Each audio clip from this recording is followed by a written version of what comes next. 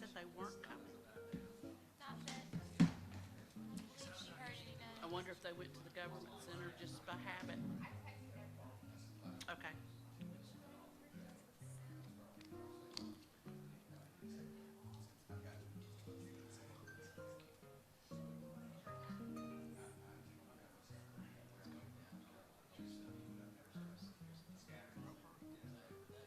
He said just let it know, let him know, and he'll start Okay. recording. I'll give him another minute or so. It just turned 6 on my phone.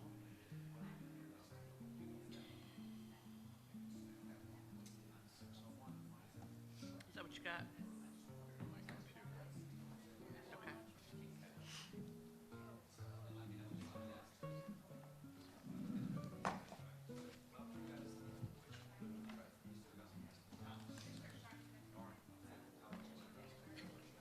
Okay.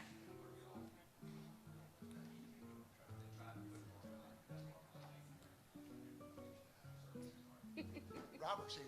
Okay. Good. Thank you, sir. Thank you. Glad you're here. Hey, Cameron. All right. Let's see. We'll let Cameron take his seat, and then we'll get started. I think Commissioner Reeves is on his way.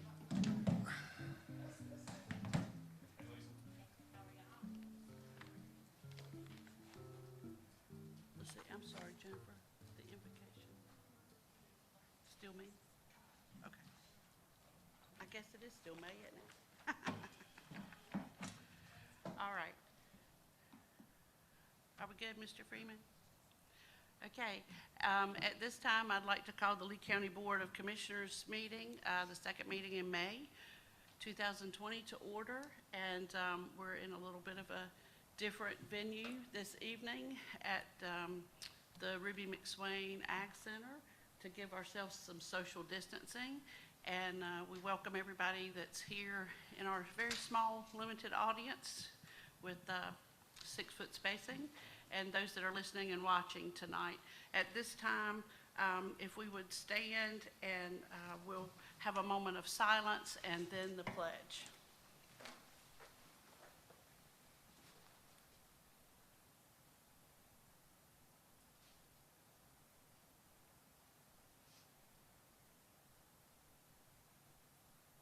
Thank you.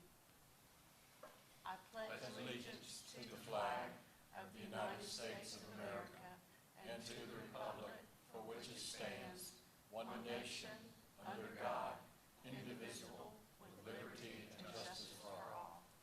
Thank you very much. Madam Chair, if we could just make sure everybody speaks into their microphones clearly. I did Okay. get a message from somebody that they're having a hard time hearing through the live stream. Okay, we'll just, everybody pull your microphones up a little closer to you.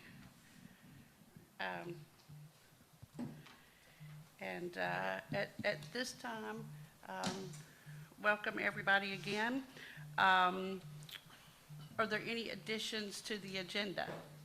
Madam Chair, Yes, sir. I would like to add to the new business, the Fire Advisory Board application that was provided for business and industry, position that's been vacant. Okay, thank you.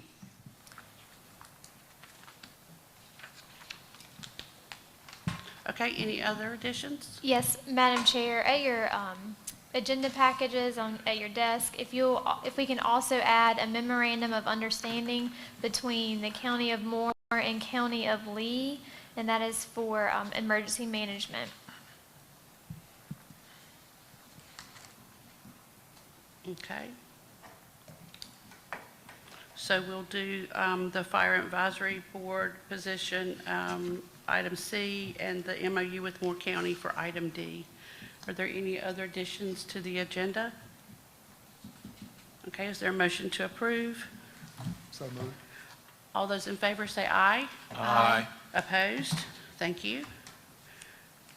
Okay, approval of consent agenda. Madam Chair, I make a motion that we approve tonight's consent agenda. Okay, any questions or comments? All right, all those in favor say aye. Aye. Opposed? Thank you very much. Okay, Ms. Gamble, were there any public comments? Okay, and just to remind the public, in these unusual times, just go to the Lee County government website at leecountync.gov. If you have public comments for the board during COVID-19 era that we're in, we are accepting comments up until a certain deadline online for the clerk to read. So just know, please, that that's an option for our citizens that maybe don't feel comfortable or per doctor's recommendation or whatever, or aren't able to come out to our meetings as yet. All right, moving into old business, the amendment to roll-off hauling and front-load dumpster service agreement. Dr. Crumpton? Yes, ma'am. If the board remembers last year, Waste Industries approached us and asked us to begin using a recycling tonnage fee. It was at $62 a ton. And they told us last year that if the current market for recycling didn't improve, they probably would be back to us again, and so they are back. They want us to increase the recycling processing fee to $132 a ton. And I don't really feel like we have any option but to accept the proposal. There is one option that they gave us to try to keep that expense down, and that is to remove glass from the recycling. It's one of the heavier products that is in recycling, so it would keep our fees down. On the other side of that is, obviously we're taking something out of the waste stream and people are used to recycling it. Right now my recommendation is that we go with the increase in the fee and consider the change in the recyclable materials without a fee increase to the citizens. So. Any questions or discussion for Dr. Crumpton? I move that we go ahead and accept that recommendation and try it, see how it works. I move to approve. Okay. Is that, Madam Chair, is Sure. that including the elimination of glass? Yes, the glass would be, it's my recommendation, we just go ahead and put that in the trash. There's not a market for glass right now, so they're holding on to it. Matter of fact, probably a lot of it ends up, because it's commingled, ends up in the trash already. So, it would just be a way to save some money, so we're, not running a deficit in the fund.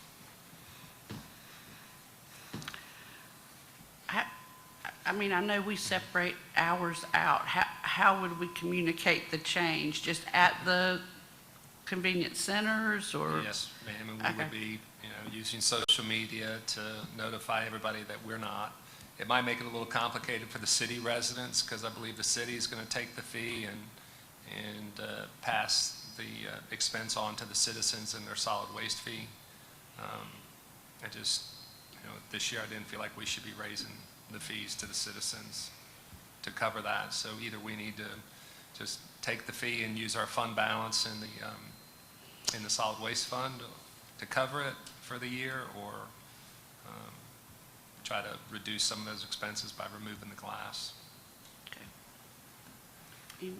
Any more questions or discussion? Just to add, Madam Chair, I did see that in Chatham County in their newspaper that they were removing glass as well. Yeah, I think It's a trend. China's not buying a lot of the recyclables, and so. Madam Chair, I would ask the board to consider allowing the manager to contact the city and make the same recommendation in writing. Okay. All right. Okay, there's a motion on the floor. Any more discussion? All those in favor say aye. Aye. Opposed? Okay, thank you. All right. New business. We have the Saga update and request for a motion to hold a public hearing on June 1st. And Bob Joyce.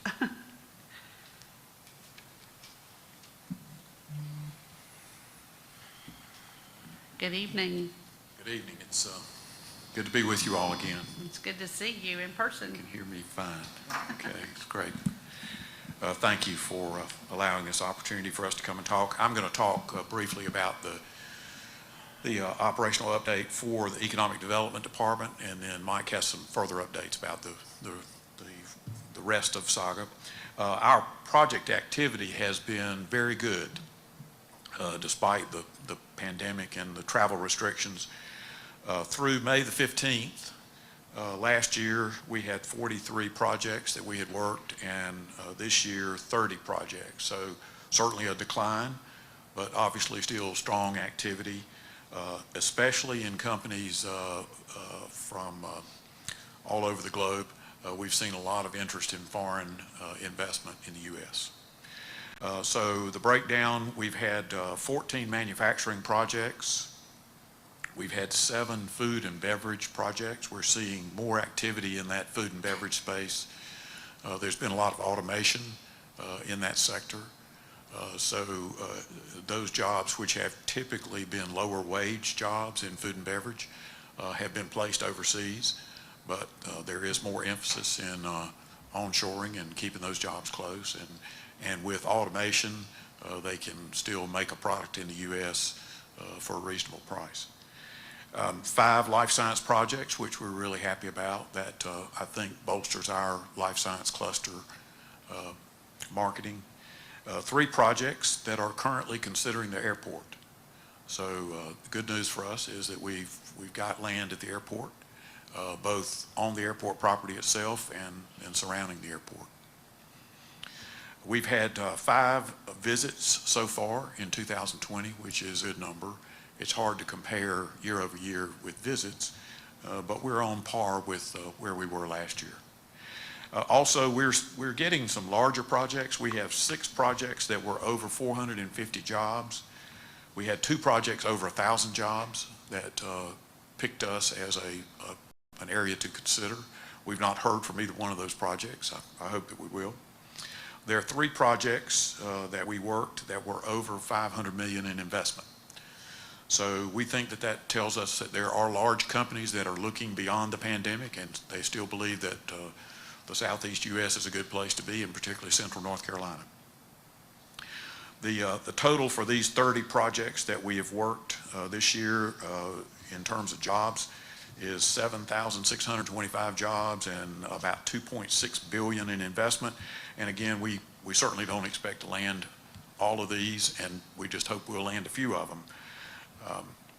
But I think it does show that we've had really strong activity, and we continue to see that activity. 18 of these projects came to us after March 27th, which was the governor's stay-at-home order. So we think that's also a good sign that of the 30 projects we've worked this year, 18 of them have come to us in essentially April and May. So we're really pleased about that. Any questions? I'd be glad to answer them.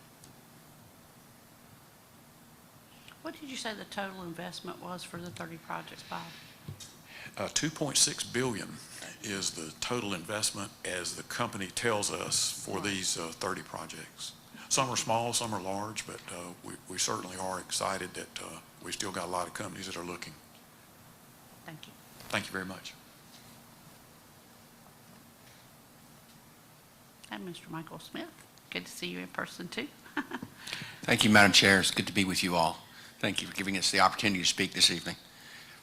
Just wanted to let you know that we've had a lot of positive responses from our members and investors over the last few weeks about our activities.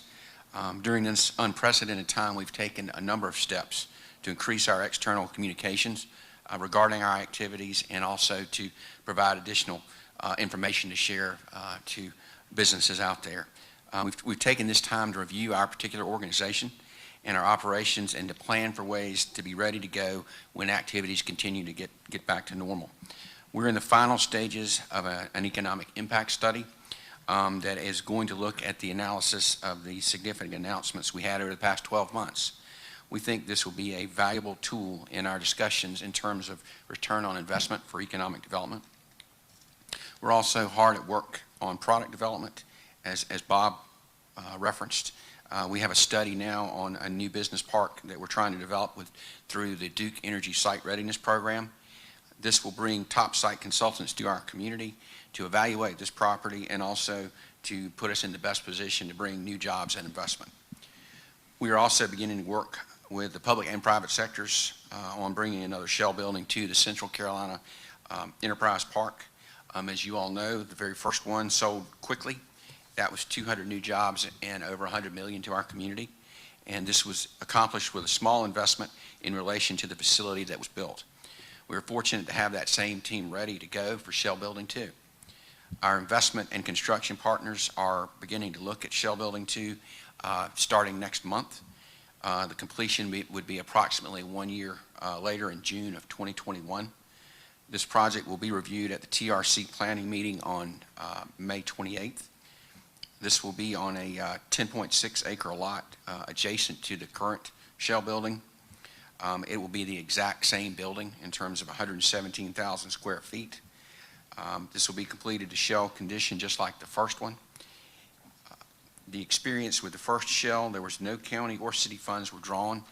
This building was sold before completion. And the level of activity that Bob described has really generated a lot of interest in that park and our community, so we feel very fortunate there. Audentes Therapeutics purchased that building for $7.1 million. This building, and one thing that I think is important for you all to remember as well, with that particular building, the permit fees for the upfit for the Audentes Shell building is over $170,000 in permit fees. Audentes was our showroom model. We will ask for your support on June 1st for the ability to build and market another one. This will be the exact same program that we asked that you helped us with the first time. And upon substantial completion, the county would share in the carrying costs along with the city while the building is marketed for potentially up to 2 years. And again, with this first building, that didn't happen because it moved so quickly. We're also looking at new technologies to help us to virtually market our community. As we've seen with our chamber Zoom calls and events, we realize the need to show our community to economic development clients and consultants in new ways during this time of limited personal travel. We're also working and adjusting our SAGA program of work. The existing program of work has been a great roadmap for our organization during our first 5 years. On the chamber side of our business, we recently sent out and received back surveys regarding the COVID-19 pandemic. This was almost 100 different local businesses completed this. 83% of these businesses were chamber members. Over 65% are still currently open. 18% are currently closed and remaining either offline or changing their model for takeout or other services. 84% reported a decrease in revenue. Of the 59 respondents that have applied for the payroll protection program through the SBA, 32 have received funding. We're certainly seeing a significant pivot in the way the Chamber connects with our membership to include virtual small interest groups. And we've held virtual small interest groups over the past several weeks on the following subjects. One was on nonprofit leadership. We've sent out multiple information on small business loan programs. We also last week had a restaurant and hotelier interest group where the president of that organization was with us virtually, and that was 25 different people who were able to ask her questions about how to best set up their restaurants to continue to be able to operate in this environment. We've also had an HR managers group. So again, trying to have our businesses connect with one another, and again, this is virtually, but connect with one another and continue to find out what's going on, what's working, and in ways they might be able to work with one another.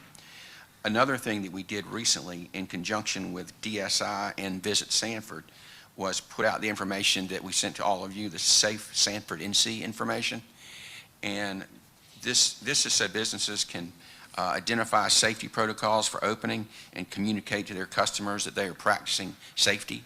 And we see this in two different ways. One, we see it as a practical thing to let the public know what's happening inside that business. And the other thing is it's a marketing piece, Because when you see that Safe Sanford image on the outside of a business door, you know the people that are running that business are trying to do the right thing, and then they're able to actually kind of list all the different steps they're taking to keep their customers and their employees safe.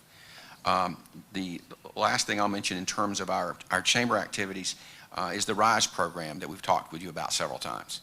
And this is to help create small business startups here in Lee County. Finally, I'd like to report on how well I think our team has done during this unusual time. Our office has followed the governor's direction regarding working from home and limiting travel during the first 8 weeks of this healthcare crisis. As of May 11th, we began a new staggered office schedule to limit the total number of people in our office. We've found new and different ways to continue our work and be available for our members, our investors, our clients, and our allies. The new virtual meeting world has provided us additional ways to connect with more people without the traditional cost of business travel. As Bob just shared with you, our level of current economic development activity would be a positive thing to talk about even if this was in January, before COVID-19. So really the actual number of projects and the ongoing discussions and the level of these discussions we're having now is really extraordinary. And it's a tangible reminder of the great location we have, the momentum we built together over the past 5 years, and the strong team that Saga has on both the chamber and the economic development side. We think that our organization was built for the long run, and the test we are now facing reinforces the hard work of so many leaders like in this room that came together to bring this team together. So I want to, again, thank you for your support, and both Bob and I are happy to answer any questions you may have at this time. And thank you for allowing us to come before you. Thank you. Any questions for Mr. Smith or Mr. Joyce? I do. I have a question on this, on the spec building. Okay. We talked about. Dr. Connect, Close if we it. can lean Microphone. into our microphone, because. Okay, sorry about that. No, that's fine. It's I had just a question different from our on other. the spec building. We talked about this at the last time we did a spec building. Have we worked on opening that up to other people to have the benefit of also building a spec building in that area? Is that like open for other people to bid to be able to build? It seems like it's, not that it's bad or good. We have the same company doing the next one. Right. I've had some calls to say, is that open for other people to be able to bid to come in and build a spec building as well? Sure. I think at this point, because we had such success with the first group that we had, that we didn't see a reason to change that formula. I think another part of the answer is that there are a lot of communities like ours that are in rural North Carolina that basically a significant part of their respective economic development program is trying to find the right mix of a developer like Samet, of some private sector folks that are willing to invest in the property and be able to bring in the public sector's investment as well. So I would say The reason that, why I ask is there are some couple local developers that wouldn't mind, that have done buildings in the past, that would also like to partake or have the opportunity to partake. well, we can certainly discuss that further, but I guess another part of the answer would be in terms of having another builder that has that level of experience, and level of financial strength to be able to put together the program that we have that is costing the county very little. What's the average, what was the price of the spec building in terms of building? $7.1 million was the building that we just sold. No, how much does it cost to build? How much does it cost to build? Do you know? It's roughly $65 a foot. Thank you. Thank you. Madam Chair. Sure. Possibly Dr. Crumpton can answer this as well. When you mentioned the permit fees, which were quite substantial, did Yes. those go to the county, state, or federal levels? The permit fees go to the city and helps us run the building inspections department. Oh, okay. So that's something that Adente's facility is located in the city, so that would be a city responsibility. So Did in our I hear that in number our right? joint That was agreement. over hundreds of 175, and actually, I'm glad you asked that, Commissioner, because actually, a similar, probably a larger number is going to come from the Kalyani project. They haven't put their information in yet, so that's additional revenue that will help. The Pfizer building permit was all county dollars, so, and that was about 3 times the Audente's project. So the building inspections department has done pretty well the last 12 months. Just don't fall behind. Well, that's one of the things that work with the city manager on, is making sure we have adequate staffing in the building inspections department. Well, those permit and fees have helped pay for some of the new staff, Yes, ma'am. right? Yeah. So, okay. Any other questions? I've got one. Okay. You mentioned the survey that was done. I think you said there were like 59 and 32 got the PPP. Yes, sir. What about the other, what is that, 27? Well, I guess part of the answer to that is, I think we're going to have another survey to go back out, because we feel like I've gotten from other sources higher numbers in terms of businesses getting that access to that PPP. And there were several different rounds of funding of that federal program. Were you able to identify all 59? I mean, do you have the name of those businesses? We did. And Is that something you can share with, or do you know? I'm interested because we need to consider, and I think the chair and the manager both have been discussing the possibility of the county involving us in helping local businesses. But it'd be nice if we knew who got money and who didn't get money. sure. Have you all thought about the same thing? We have had some of those discussions, and I think a couple of different things. I guess one, I would say at this point, we probably want to keep that information confidential, but in terms of maybe in a closed setting, we can share that information just for the reason that you discussed, because that's a great idea.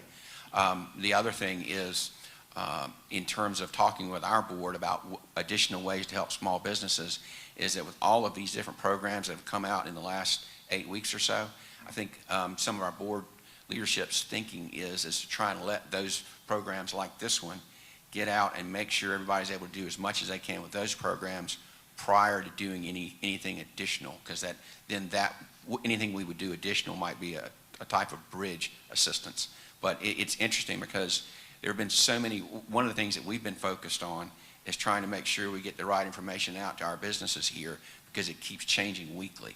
There'll be programs like that one that come out, and then all of a sudden within a few weeks there's no money left, and then in a few weeks later another one comes out, and then it's like there was a program through the Golden Leaf that was very similar, that it came out and the funds were exhausted pretty quickly, but now there's a second round. So that's one of the areas of focus that we've had.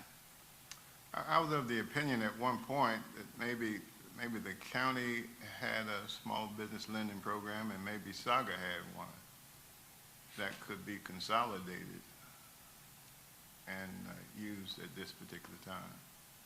That would be one thing we could at least discuss.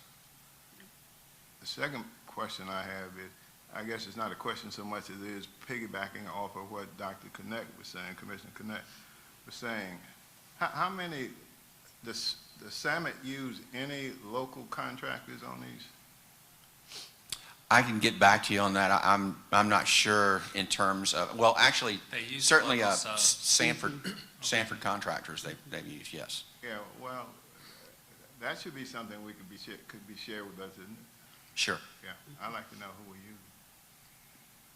Thank you, Madam Chair. Sure. I know when we had our Zoom meeting last week, I'm getting used to it gradually. What are you hearing from the local businesses? You know, I know we're all hearing the same thing, that, you know, the time is getting really long and the money is not flowing. Have there been any discussions or any ideas, you know, coming from the business sector that they would like to, you know, see us try to do? you know, from a policy standpoint, from a government standpoint that you're hearing? I know we'll get into it later, some of the things that I'm hearing, but just curious. In terms of policy changes, I really haven't. Bob, do you have any? Okay, just get us open back up as quickly as possible, I know is the bottom line. That is the bottom line. And companies like Caterpillar, for example, they have taken great steps to carefully, gradually reopen. And so, we're hearing a lot of that out there. And as I mentioned in my report, we have an HR managers group that meets monthly. And so we're staying in touch with them, certainly through both the chamber and then Jimmy Randolph runs our existing industry program, which has been especially critical during this time because of being able to stay in touch with our existing companies to find out what they need and give them ideas on local buyers. Back to your question is one of the key reasons to have an existing industry program is to help the companies that are here understand local buying opportunities because, companies are so focused on what their day-to-day job is, they may not realize that instead of having a supplier in Ohio, there's one right across town here in Lee County. Well, for instance, I've run into people that, didn't see the newspaper article about Cody making hand sanitizer. Well, if Caterpillar needs hand sanitizer, they don't need to get on the waiting list for 3 months. At some company in Indiana, they can work out something, with Cody across the county. Just a really quick update, if you will, on Barat Forge, because several people, they make the comment or the assumption that stopped because India is shut down. But Sure. Well, there's two things that I would mention. First is one, back to the information. We have gone out of our way to send out what we believe is a much higher level of information. So especially like with our Monday Digest, please make sure that you look at that. And then I guess I'll let Bob go into detail because he is our Barat Forge expert. But what I will say is that both Forge and Al Dente's are in scenarios where, because it's so early in the project, they could, for understandable reasons, say, hey, we're going to put this on pause for a month or 6 months or a year. But neither of them have done that. Both of them are moving ahead. But I will step aside and let Bob talk to you a little bit about Forge because I don't know if you realize that he's been having weekly meetings with their key project manager and weekly meetings at 7 a.m. because 7 a.m. in Sanford is 5:30 where she is in India. So yes. Bob has stayed in very, very close touch. Bob? Thank you. Madam Chairman, Sorry. I have talked with Ratuja Samant, who is, of course, most everyone met when they were here. And I will tell you, they are just as tired of staying at home as we are. I know. And in a country of 1.3 billion people, they really do have a lot of folks getting tired of staying at home. So the project is not on hold. It is going forward, albeit slowly. One of the holdups is they've been unable to get key people in place because of travel restrictions. Also, just the mere process of going through interviews and trying to get people hired, everything has to be done virtually. And usually they would bring someone to India or to the sister plant in Germany. And Ratuja said that has been a major holdup for them, is getting key people in place. But Gray Construction was awarded the general contract. They are on site out there now. They are actively working. I was out there a couple of days last week, and it's a very active construction site. So we're really pleased. The shell permit has been issued. I talked to Chris Riggins last week. So the shell permit has been issued, and as Mike mentioned, when we see that, the upfit permit will be the high dollar one. We'll be excited to see that. But we're seeing activity on all of the different fronts. The utility partners are getting their work in place. Power lines are up for the most part. Gas lines will begin soon. The city has taken possession of the property where the entrance road will be. The work on the road and the water line and the gas line that come down that road will be let in the June, July timeframe. So we're seeing a really active project. The company has established offices on Carthage Street. Sandra Bridges' First Choice Home Care had a doctor's office in the back, and they have rented that space. They have a purchasing agent here, Ann Matulka. I have her phone number. If you all have anybody that wants to try to do business with Barat Forge, I'd be glad to connect them with Ann. And then they've hired Glenn Hawkins as plant manager, and both of them are active and in the office at different times, but really doing a lot of work. They've also hired an HR manager, and she's on the job and has hired, I think, about 10 people so far. Good. So it's a very exciting project for us and continues to move forward. Thank you, Bob. Okay. So I guess now have discussion or a motion as far as holding the public hearing on June the 1st for Spec Building 2. Madam Chair, I'll move to hold a public hearing on June 1st, 2020 Board of Commissioners meeting for proposed spec building number 2. Okay, any more discussions or questions? Okay, all those in favor say aye. Aye. Opposed? Okay, thank you very much. All right, item B, approval of a resolution related to a bond referendum for Parks and Recreation Board. Ms. Mentor? Good evening. Good evening. Back in December, on December 16th, the board voted to proceed the sports complex project and proposed bond referendum in November of 2020. The next step in that process would be to consider the resolution that's in your package that is titled Resolution Making Certain Findings and Determinations, authorizing the filing of an application with the Local Government Commission and appointing bond counsel and financial advisor in connection with the proposed issuance of Parks and Recreation bonds by the county. The resolution documents the amount of $25 million for the potential bond referendum. It gives the county manager and the assistant county manager and finance director the ability to file an application with the Local Government Commission, names Womble Bond Dickinson as our bond counsel, and would name Davenport and Company as our financial advisors. Okay. Questions for Ms. Mentor or discussion?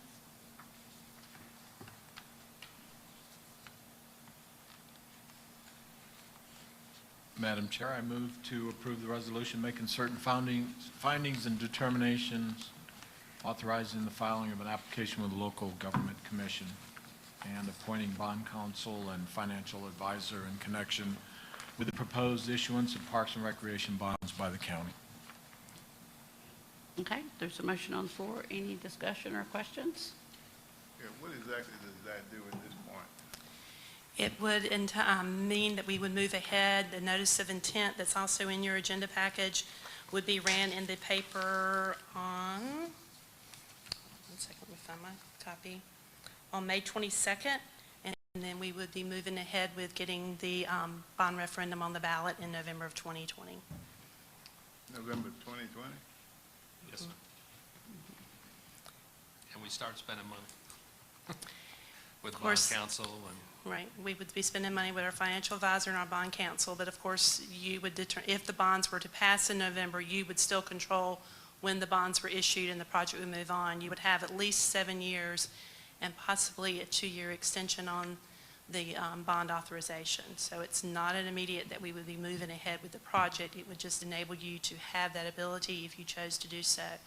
If we don't do the referendum this November, it is 2 years before you could put it on the ballot again. It may be 2 years before we get out of what we're in right now. What's the ballpark? I know we can't get right down to the dollar, but what would our expenditures be, Lisa, between now and November to the county to put it on the ballot? I mean, I'd be looking, Well, we just did the engagement letter for the installment purchase that we're doing. That was $40,000 to Womble Bond Dickinson. Okay. I think we're looking at least, I think it's $25,000 to our financial advisor, so you're probably looking at that much again. And then the additional cost of printing on the bonds, on the ballots. But you're going to be printing ballots anyway. It would just be an additional printing on the ballots Right. if you let it go all the way to the vote. Now, bond counsel, probably your fee might be less if you stop at some point in the process, because there's a lot of work on the back end of getting the documents ready and everything that's in that fee, along with the financial advisors, so. Okay. Any more questions or comments? I just kind of want to poll the board before we vote. You know, well, let me ask Dr. Crumpton first, and Ms. Mentor. With what we're seeing with the sales tax, with the sales tax drop-off for the second half of March and April and the first half of May, how much would we have to raise taxes to pay for this if it passed? The estimate is for, I think, 0.25 cents Okay. on its own. But Okay. that's before the sales tax loss or anything like that. Right. And of course, when we were projecting forward, when looking at the library and the sports complex, there was enough revenue growth in place where even though the tax equivalent was 4.25 cents, we felt like we were going to be able to cover that with the Right. growth. Right. Pretty much all of that is gone. So, but, you wouldn't probably issue these bonds until you knew you'd have a zero impact for the community. So it's also difficult while we're on sales tax right now. We don't have estimates for March, April, or May at this time. We have guesstimates from people in Raleigh who say that overall, it's down 20%. We were talking earlier about, some of the things that you're seeing out in the public. There are some businesses that are thriving right now. So it's not all doom and gloom. Right. Some businesses are doing well. Obviously, our restaurants and folks that are catering towards transients, our hotels, they're hurting right now, but there are others who are doing pretty well. So it's hard to say how much our sales taxes are going to be down until we actually see it. So there's typically, about a 60 to 90-day lag before we would actually see what those numbers are for May. But February's numbers were up. Yeah, 5%, right? So- Overall. So, For the year. yeah, so, Yeah. we don't know. So we're trying to be conservative. We're being conservative in the budget that we're presenting you on June 1st because we just, we don't know what's going to happen with sales tax revenues. So, kind of like Commissioner Reeves was saying, so if we vote to take these next steps tonight, when would be the very last time we could say, don't put it on the ballot? I think, Because of Bring my calendar. numbers. well, the ballots are printed, and the commitment to print is sometime in July, is it not? Right. So I think that So we'd be getting the April, May, June numbers right about the same time we'd have to decide to print in July. Right. And we'll be coming back to you with the language of the bond ballot and everything. So we will be coming back to you for another vote before, that goes that far. Okay. You'll be paying for the ad in the Herald, which you can see based on what's in your agenda. It's not a very Right. large ad, so Right. it should That not be goes super out on the expensive. 22nd. Right, so Right. there are additional steps before we print the ballots, because the bond language will have to come to you that would actually be on the bond, the ballot, excuse me. So, the elections director was wanting a vote in early July, but, you know, if we have a meeting at the, you know, the third Second, meeting of right. July, that's pretty much it as to when you would approve the ballot language, and then they would go to print after that point. So it's Okay. pretty much July 20th, but you're still spending money up to that point. And somewhere around 75, 80,000 At least. at least. Probably, well, let me back up that. If you were to change your mind, it would be Right. less than that. It would be Okay. less. Okay. But, you know, if you let it go on to the ballot, just remember that if it passes, then it's totally up to the board at that time, whatever Right. time You've got that the we 7 issue years, it. right. So you've got at least 7 years, and that way you can take advantage. I mean, what we just did on the installment financing that we're doing, Right, that you're going to approve next meeting, was phenomenal. absolutely. The construction bids looked great on Friday. If we had a lot of money, it'd be a great time to build a bunch of stuff. Right, but you may, in that 7-year period, hit another spell like that. But if you wait, you know, just pointing out the options, if you wait 2 years, you may lose an opportunity in that 2 years that you don't know you're going to have. Then you may not, but it's totally up to you when you issue the bonds. But, you know, it's totally up to you guys. Understood. Any more questions? Okay, there's a motion on the floor to approve the resolution related to the bond referendum. All those in favor say aye. Aye. Opposed? No. Okay. All right. Commissioner Dalrymple, can I get clarification on who voted no? Okay, thank you. Just needed it for the record. Okay, moving on to item C, the Fire Advisory Board. Is that me? Madam Chair, I Oh, believe okay, the okay. clerk made sure everyone got, it's the application for Mr. James Murray regarding the Fire Advisory Board, and it's for the position that has been open for business and industry, and the position's been vacant, and we would like to have the recommendation approve James Murray for the board. Okay, any questions on that? I know we've been trying to get that person for, that position filled for a long time. Was that his motion? Was that the motion? That is the motion, yes, sir. Yes. Okay. All those in favor of approving Mr. James Murray for the business position for Fire and Advisory Board, say aye. Aye. Opposed? Okay. Very thankful that he is willing to serve. He'll be a good addition to that board. All right, item D, the MOU with Moore County. Ms. Parrish. Yes, Mr. Seagroves is available if we need to call him, but this is at your seat, and it's an MOU with Moore County. Moore County received message boards. Those are what you see like on DOT on the side of the road, where they'll have, you know, no through traffic or whatever the messages from Homeland Security grants, and Lee County is going to be receiving one of those message boards.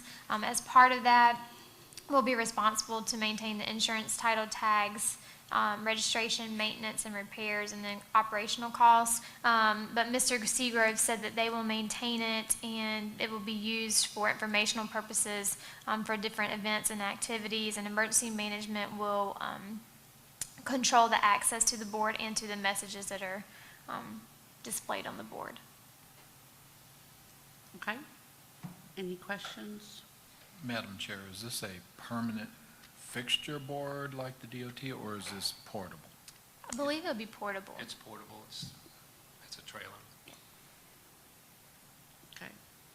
And Moore County's gonna take care of it? Moore County received the funds, and so they have it. We just need to go pick it up. But we maintain it once we own it. Right. What's the maintenance on it? Do you have any idea? Oh, I don't know. I didn't ask Mr. Seagrove that. I don't think they're too bad.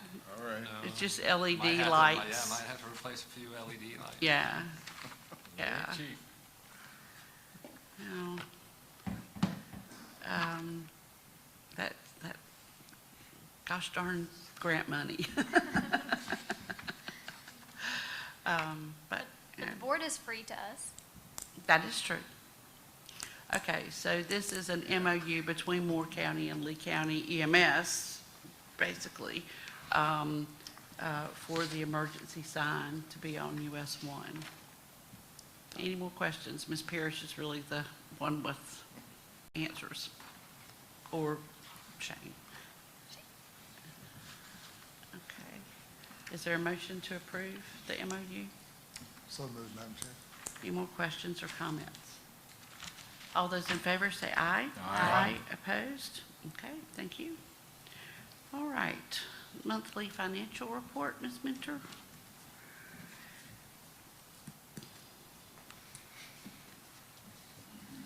Okay. In front of you, on your agenda package, you have the monthly financial report for April 2020.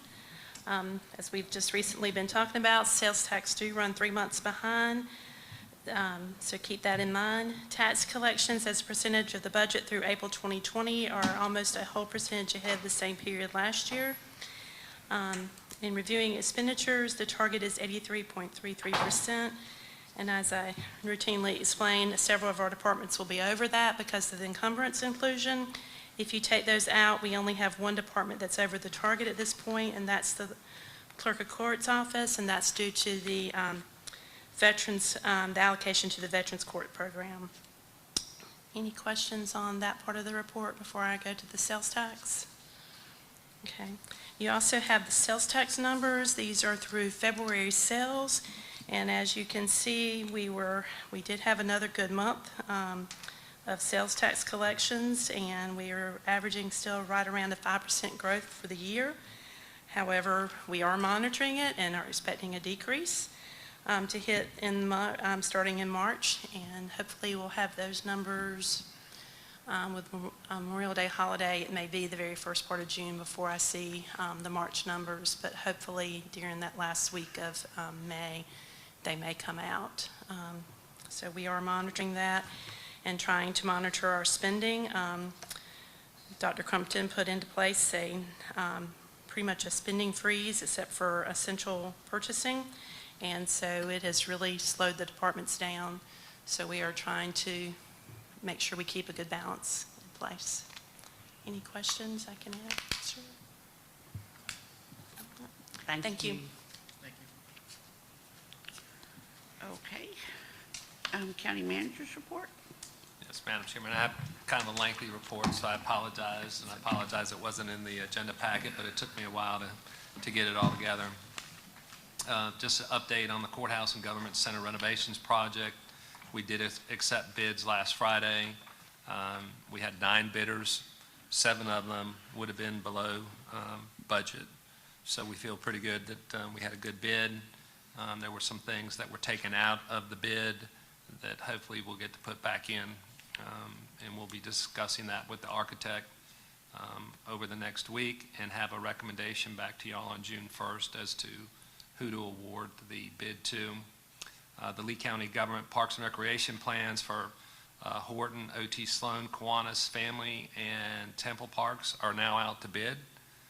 The bids are due back to us June 24th, and between that time and now, or between now and that time, we'll be holding virtual meetings and on-site inspections just like we did for the Courthouse and Government Center. So we've already had a few bidders or potential bidders who have contacted Santiago, and we should be looking for a good bid on that as well. The 2020 census, the census is ongoing. We got a report today that we're ranked 14th in the state, and if we had just a little bit more, we would be in the top 10. But one of our top priorities is kind of center city of Sanford. As a census tract, it's a very low percentage of respondents right now. So we're going to try to work with the city and get the word out that the people in that center city need to get their census in, either in writing or online. Strategic planning update, even though we haven't been meeting, Jamie Brown has been meeting with our consultants on a weekly basis. And we're about 30 days behind our schedule. So it is time for us to do the community survey. And after some discussions last week between the chair and the consultant and Jamie and myself, the survey that is ready to go, we would like to release tomorrow with your permission. It will stay open until July 3rd to give us time to get out in the community. It's a 12-question survey. Very simple and straightforward, and asks the public to give us their opinion on what they would like to see the future of Lee County look like.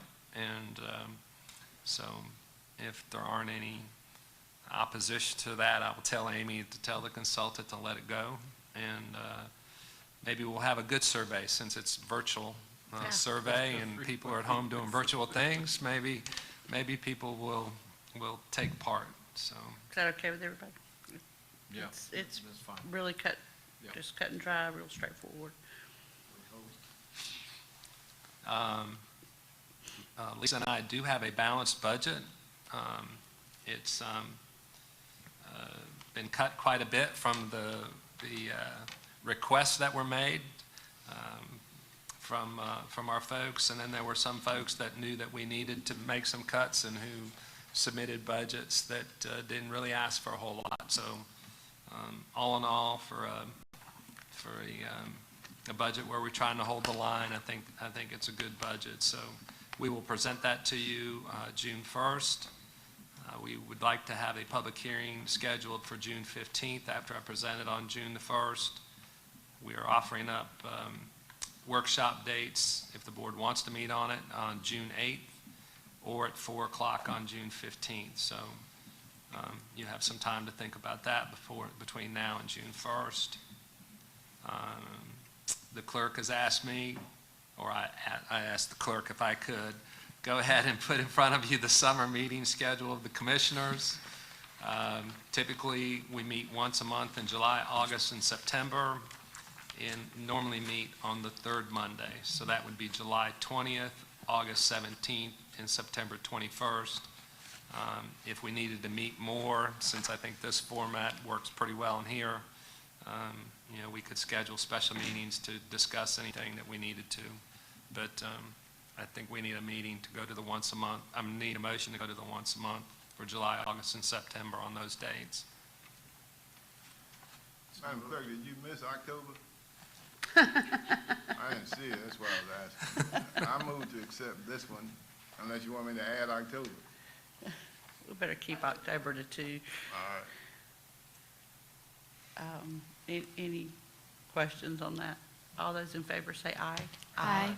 Thank you. Hi, Madam Chairman, I want to discuss the coronavirus update. For about the last 3 weeks, the department heads have been trying to figure out what reopening their departments would look like. They all submitted plans to me by last Friday, and I'm reviewing them right now and trying to determine the appropriate dates of when we would do the reopening. So on the second page of my report, you can see some of the things that we've already done, and then kind of what we're thinking about going forward. On May 4th, went ahead and had General Services come back to work. All their employees are back working, cleaning buildings, and looking through our buildings to see how we can alter our reception and citizen greeting areas to comply with social distancing solutions. On May 11th, some locations began to recall employees, so we have some people coming back from teleworking. We have some folks who are working some at the office and then working some from home, but we started the transition, and also we opened our park facilities to open space use. May 26th, discussing with Joseph today, after the governor's discussion, we think that some of the restrictions are going to be released in the parks, so we have decisions to make at the pools. At the pool. We have a decision to make on baseball, softball, and then any of the day camps that we may run. We've got last week, we received instructions for running day camps, which were like running a daycare, and from DHHS, which if we have to follow everything that they suggested, would probably make it cost prohibitive for us to run them. So we're reviewing that list still and trying to figure out what we can and we can't do. We're eyeballing June 1st as a possible date to begin opening some of our facilities to citizens on a limited basis. And then June 15th, those employees deemed as essential to providing customer service in person will be removed from teleworking and put back in our buildings. And then June 29th, trying to go to a 40-hour work week at most of our facilities. So that's kind of the timeline we're looking at. We have some that are on a different timeline. The court, I've been summoned by the Superior Court judge to appear in court with him on Wednesday to discuss with the district court, or the Superior Court judge, district attorney, and the clerk of court how to restart court sessions. The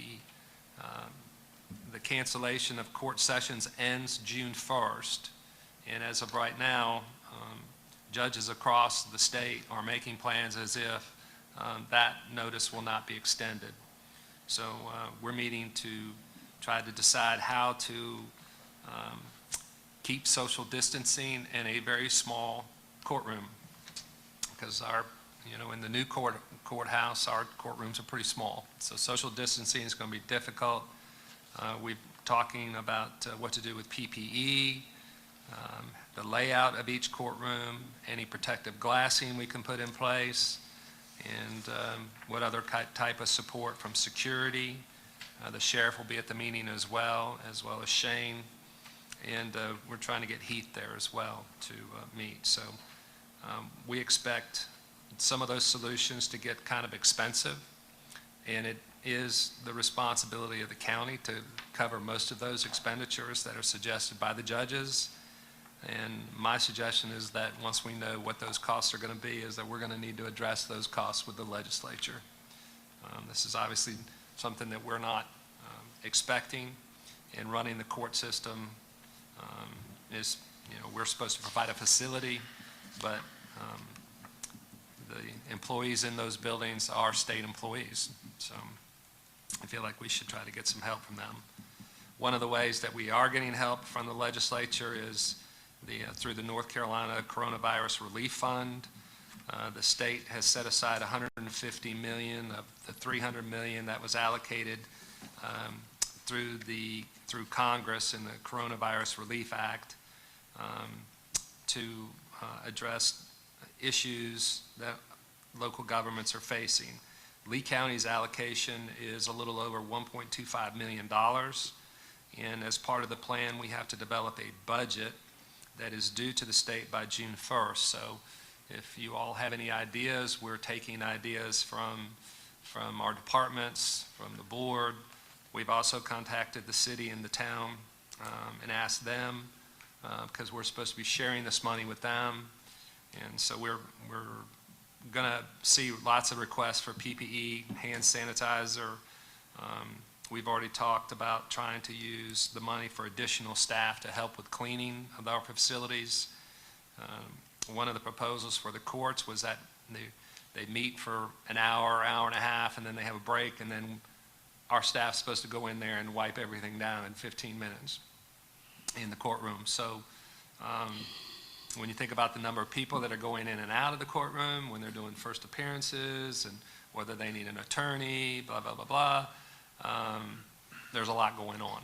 So there's a lot of concern about what's coming in and out of the courtrooms, and they want a lot of cleaning. So we also have the same issues with Parks and Rec and any place else where we have people come in, our buildings, library, and that kind of thing. So we're trying to use that $1.25 million to address some of that, and some of the equipment that we could use to spray down park equipment or spray down a car or room or something like that. So lots of ideas coming our way. If you have any ideas, let us know. We discussed earlier the small business loans or grants. Madam Chair, could I? Yes, sir. Real quick, Dr. Crumpton. With the courthouse, the jails, our building, the old hospital where the center is, are our air systems filtering? Are our air... Are filtration systems capable of dealing with a virus? The jail has a really good filtration system. Okay. It was put in place when it was originally built. One of the things that we're doing in the government center with the renovations of the HVAC work there is doing that there as well. So the courthouse itself doesn't feed off the same system as the jail, so it's probably not quite as robust. And so I really don't know if it's a concern or not a concern, but we'll talk about it on Wednesday when everybody's together. Have you had any discussion about how much of a staff increase you'll have to provide for house cleaning? For housing? House cleaning. House cleaning, yes. We had a request from General Services for 4 additional, and right now I have 2.5 for them in the budget presented, and we may need more. I'm sure. And then we have the same issue with the sheriff. I talked with him today about bailiffs, and we'll know more on Wednesday what he would need from a security standpoint, because the judges are putting the flow of people not just inside the building, but outside the buildings on the sheriff and on the bailiff. So if we have to monitor how people are going from the parking lot into the building and requiring them to keep the 6-foot separation, and the sheriff's responsible for that, I'm sure. On the short term, he's all right because he can use SROs. If this goes on beyond August 1st, we'll be looking at additional bailiffs to provide that security. So that's where, it could get very expensive very fast. And this money that's part of the relief fund ends December 31st. I forgot to put that in my report, but it's expenses from March 1st to December 31st. And, right now, there's debate as to whether we'll get any more of that money and go beyond December 31st. And one other question on the reopening. Did you and your directors talk about any success stories working at home provided? Yes, sir. We have a lot of success stories at home right now, and we have a list of folks that at least for till July 1st will probably be staying at home. So really we're concentrating on bringing the people back that we know that have to have face-to-face contact with citizens who come in the door. Well, don't disrupt the good stuff. I'm not. I've had several requests, and it's worked. I've been really surprised with productivity, and so the department heads, I think we're getting a lot done right now. Thank you. Before you jump on to the small business loans, John. Yes, ma'am. Along those lines, and I know businesses are asking this question too, what about the employees that, based on their doctor's recommendation, are supposed to still stay at home because they're high risk? Do we know how we're going to handle that yet? Yes, ma'am. Okay. The first is, the board approved 80 hours of pandemic leave. Those folks can use that 80 hours, and then if they do have an underlying condition, they may qualify for the Families Act, FEMA and that kind of stuff. So each case we deal with on a case-by-case basis to find out what the underlying conditions are, but they could end up with an additional 2 weeks plus an additional 12 weeks of FEMA. So for a total of, between all 3 sources, they could end up with 16 weeks of paid leave. At some point, we have to figure out a way to get those people back in work, though, and put them in a place that's as safe as can be for them. Okay. But yes, we are addressing that, and that's why we're addressing the areas where we greet the public. Okay, thanks. We brought up earlier the small business loans. I took part in a call with the School of Government back at the first part of April, and received a lot of information on establishing small business loan funds. Now, the School of Government is advising that, making a pure grant to a business for business purposes is against the law. You're not supposed to do that. But you can make them a loan, and as has been shown in the federal loans, those loans can be forgivable. And we're still working on what is forgivable and how long the loan has to run before it can be forgiven. So I'm still researching that and trying to figure that out. But in the documents I gave you, there are 3 examples of county plans that have gone into effect, and actually these 3 counties have made loans. Buncombe, Orange, and Person counties they were 3 of the first counties to get this program in place. All 3 have a couple things in common. Number 1 is that the businesses were turned down for SBA loans. And number 2, they're trying to target businesses that have 10 employees or less. Doesn't mean that, if they don't get, enough applications to take out the fund, take all the money out of the fund, they wouldn't consider it, but that's their target. And most of the funds are being used for rent or, payroll or other expenses that may put them out of business. So the sources that we could use, I believe that after reading the rules associated with the North Carolina Coronavirus Relief Fund, that funds from there could be used for this program.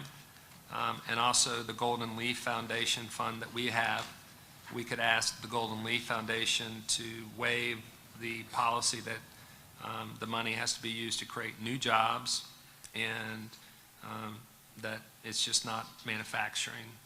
So those were issues that we've talked to them about in the past, and had the 2 loans that we've made to the airport and Saga, those provisions were waived. So that we could make those loans. So I would feel good about doing that if the board, wanted to pursue that. So this one seems to suggest that if you fail to apply, you eliminate yourself from this possibility. Yes, sir. We need to get you mean the 1.25 million? Yes, sir. We have to come up with a budget that's 1.25 million, or otherwise we won't get the money. Right. Yes, sir. But it says you must apply Yes, for sir. SBA. Oh, or if in this, yes, they had to have applied for SBA at those 3 counties. And that's my point. So Yes, sir. failing to do that, you're not even qualified. That's correct. Sorry, I misunderstood that. Yeah. But you can make your own rules. Thank you for that. I can live with that. I don't want to catch Yeah, up on that. I can live with that. I started to write something about testing, and I couldn't find the email, and I was running out of time.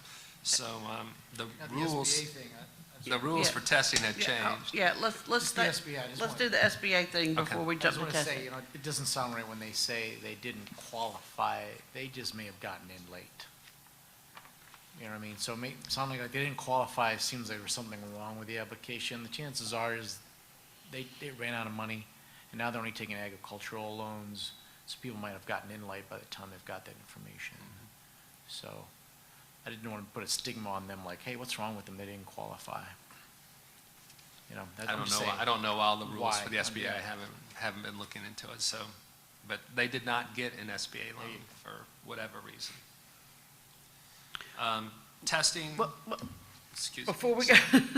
Before we get into the testing, so on this 1.25 million, so where we are right now is you're meeting Wednesday with the judge and everyone, and maybe talking to General Services to try to get a handle on at least ballparking what our expenses will be. And Look- Shane right. and Heath. And And then we're and trying the to get sheriff, with right. the city and the town for their first response. You know, we want to make sure we have enough PPE for the first responders to Okay. get December 31st. We're worried about making sure all our departments have enough hand sanitizer to Sure. get to December 31st. So we have this list building. Right. And then we also have this equipment that we're trying to buy and we did buy some, The sprayers and yeah, stuff. the sprayers. Well, Yeah. we have two, we've received two, were the ones that are backpacks that look like, you know, your leaf blowers. Yeah. And you walk into a room and, Just hose it down, yeah. so that worked this weekend out at Stanley Park, doing the Good. bathrooms. So you go in there and spray them down, 30 minutes later, you open it back up. Well, I know with us looking, you know, we have to purchase PPE and those sprayers and stuff for the farm as well. And that stuff is just getting more and more expensive every single day and harder to come by. So we kind of get a number for what that's going to be. Yes, ma'am. And then we subtract that from the 1.25, and then that might be a number we could use for grants. Is that where we are? Yes, ma'am. I mean, how does everybody feel about us? Because what we would have to do is, you know, we would have to create a committee. I would feel like that would be better, you know, of some trusted citizens to sort of oversee that and look at the applications. You know, John and I have talked about that. Whitney and I need to talk a lot more. We haven't had a chance to talk much about. We do have a loan committee in place already that we could use. We could task them with this and see if they would be, you know, willing to take that on. We'd have to pass a policy, just like we passed the policy for the Golden Leaf Fund. Right. And, you know, issue some guidelines. I would hope that we could get the city and Saga to participate with us as well. You know, they are our economic development partners, and, you know, we would want them to support this and help us with it. I guess what I'm looking for is just maybe a motion from a member of the board and to take a vote tonight because, you know, I know the business owners that I've talked to in the last few weeks, you know, if we keep kicking this down the road, you know, and say, well, you know, we'll talk about it again the 1st of June and we've got the budget and everything, you know, a lot of these folks, what I'm hearing is, you know, they don't have a whole lot of time. You know, they need help as quickly as they can get it. You know, and as I talked to the county manager and some of you, you know, this is our opportunity, you know, to have some funds, you know, from the state and then being able to waive the policy with Golden Leaf to actually help our small businesses in Lee County. So is there a motion to,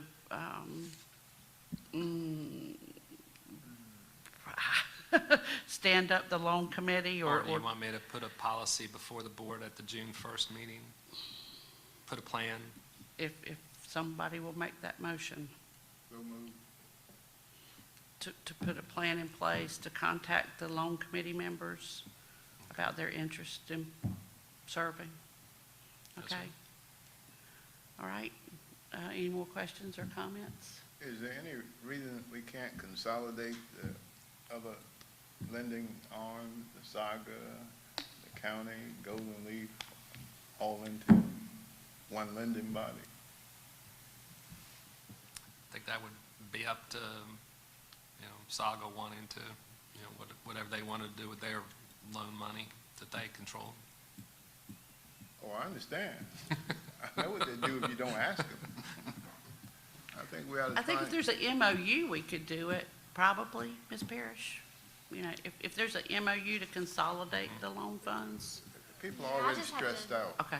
They're already stressed out. They are. You don't need to run them all over the country. Get one pot of money and one application station. Yeah, I'll work on that.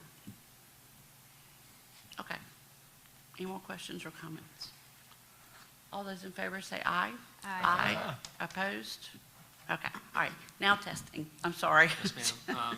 This was a topic of a conversation this morning with our group that meets just about every day, talking about what's going on with with the virus. And Mr. Kane let us know that some changes were forthcoming on testing.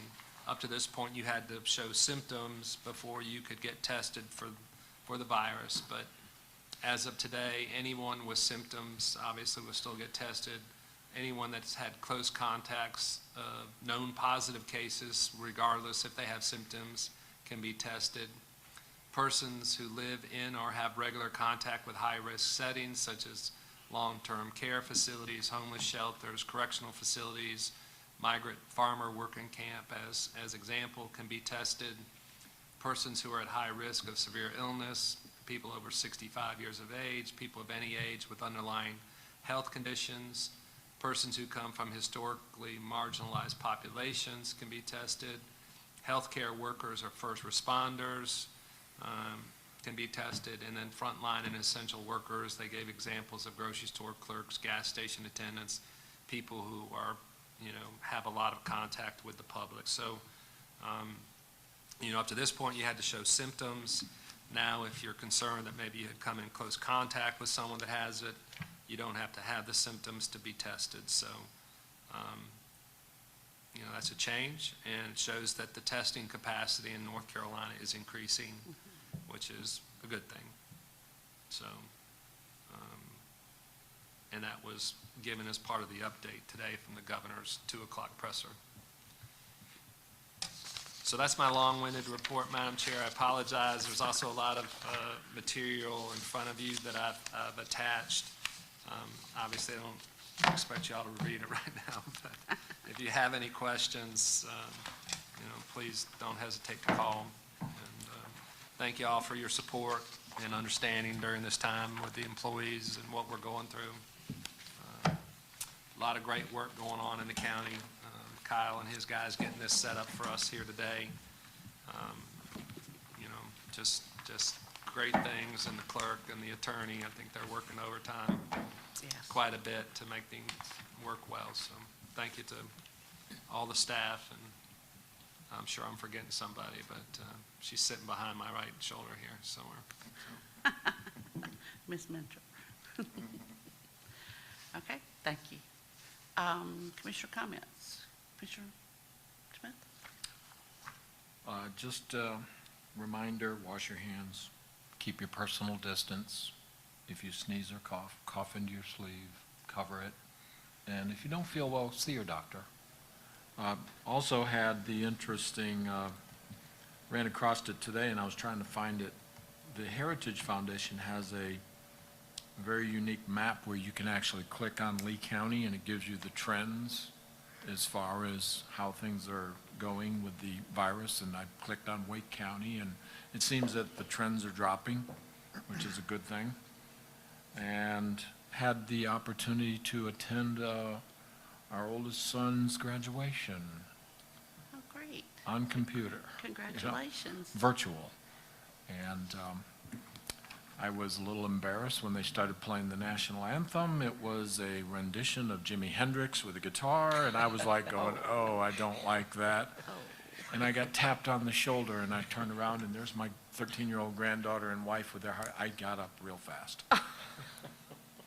So, it was something. That is all. New and different. Thank you. Commissioner Connect? Hope everybody stays healthy, and it's good to see everybody today. I know, it's good to see Computer, everybody. talking over the phone. I know, much better.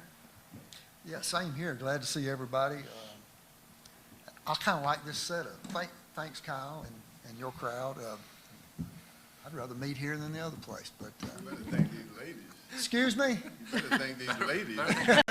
Young lady in the Thank you corner guys, over too. there. And CCCC as well. CCCC as well for. Thanks, for- everybody. Yeah, Okay. Yeah. yeah. Okay. Commissioner Dodson?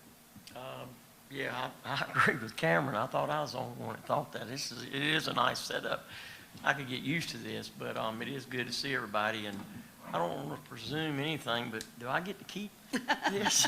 These are valuable commodities. I know, it's like gold. I can't find these anywhere. So, That's a gift from your emergency services director. well, I appreciate that. But other than that, my sentiments the same with everybody else, just stay safe, and hopefully someday we'll get back to normal.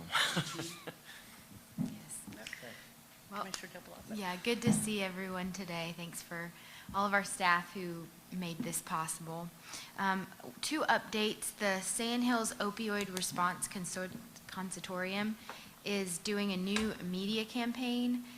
They put out an article in the Sanford Herald, and they also have a billboard on Horner Boulevard. It's blue, and it says recovery is possible. So it's just broadcasting more about what they're doing.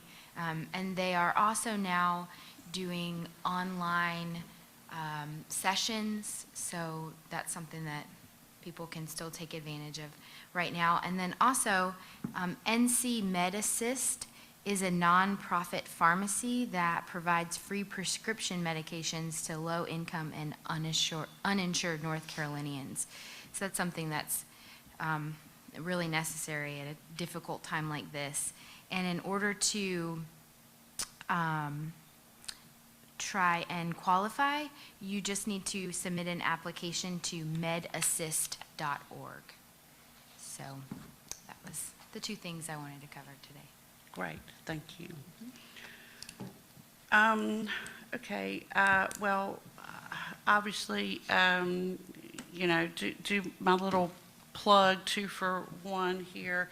If you haven't gone downtown on Saturday morning, starting at 8, to the, oh, I'm sorry, Commissioner Reeves. I'm good. Okay, I thought, Ready to go. I don't mind telling you, I'm ready to go. Glad to Yes. see you. yes, sir, I'm I'm glad. glad to tell you bye. Yes, sir. I'll be very, very brief. The Sanford Farmers Market is from 8 to 12 behind the Buggy Factory. And the first Saturday, Saturday before last, it was, or second Saturday, I'm sorry, I missed the first one. It was freezing cold. And then this Saturday, it was really nice and warm, and everybody was too hot by about 10 o'clock. But if you need a mask and you're not able to sew like I am, that's not my thing. One of the booths was selling face masks, and you have big sharks and baby sharks, and all different kinds. So you can help out a small business that way. They were being creative and were making face masks, lots of fresh fruits and vegetables there, and soap and T-shirts and cookies and all kinds of things. And it's outside, and had got a low attendance Saturday for it to be such a beautiful morning. So I just encourage everybody to go and pick up some healthy food, like Dr. Connect says, you know, stay healthy and get some fresh air and sunshine and a face mask if you're so inclined. And remember, you know, we're not really wearing the face mask for ourselves as much as we're wearing it for other people when you can't be 6 feet apart, or more like 10 or 12 feet apart like we are here tonight. Another thing, I spoke with Mr. Kane this afternoon, and I apologize for not seeing this. It came this morning, and I just ran across it and then called Heath and talked to him. I just kind of want to know the board's interest in putting together some type of recommendation. You know, I think Michael Smith mentioned the the Save Sanford campaign that the downtown businesses are doing.